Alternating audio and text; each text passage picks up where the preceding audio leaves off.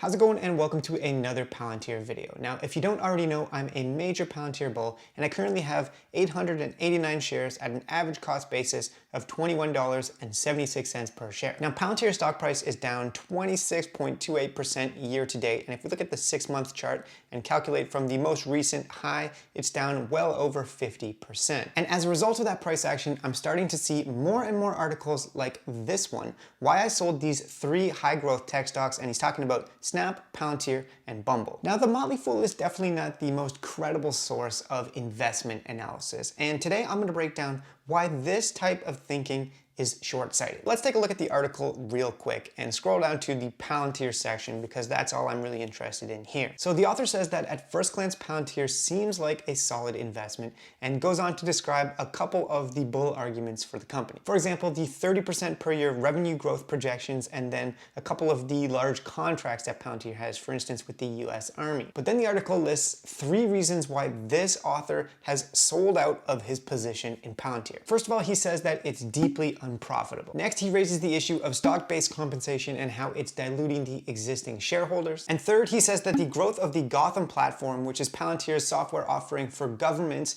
is decelerating, and that the US is starting to develop in-house solutions. So let's take a look at these one by one, and I'll tell you why each and every single one of these arguments is either short-sighted or just plain wrong. Okay, so first of all, on the profitability point, yes, it's true that Palantir is not turning a net profit when you look at its most recent quarterly report. However, Palantir has a gross margin of around 80% and it's cash flow positive from operations. And the net loss that we're seeing on the books is not actually related to the operations of the business, but as you'll see in a second, it's largely because of the accounting for the stock-based compensation. Also, let me just say that Palantir's revenue growth over the past few quarters has been really incredible. They've exceeded their earnings targets every quarter since they went public, and the profitability metrics are improving and will continue to improve. So no, I would not characterize Palantir as deeply unprofitable. Next is the issue of stock-based compensation. Now, like I said already, the issue with the profit margins is largely because of the massive amount of stock-based compensation that occurred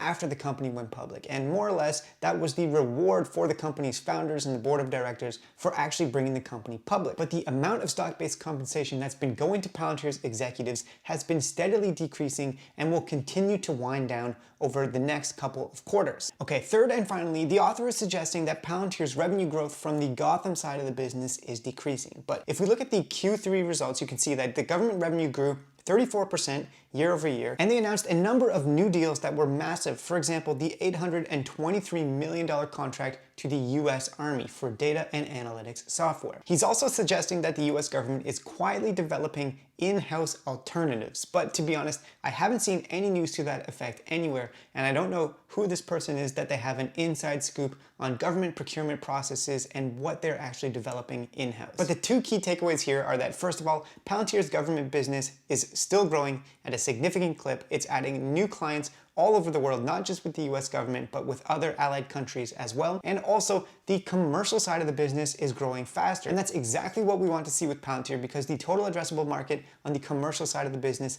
is significantly larger. So yes, you will probably start to see more and more articles like this one talking about selling out of Palantir because the stock has experienced some negative price action over the past few months. But these types of arguments are short-sighted at best and potentially even misleading. So if you're like me and you're seeing a lot of red in your Palantir investment, don't worry. And remember what Warren Buffett likes to say. You need to be fearful when others are greedy, but greedy when others are fearful. And this type of price action that we're seeing right now with Palantir is exactly what I'm talking about. This is a perfect opportunity for me anyways to lower my cost basis, and I will be continuing to buy the dip.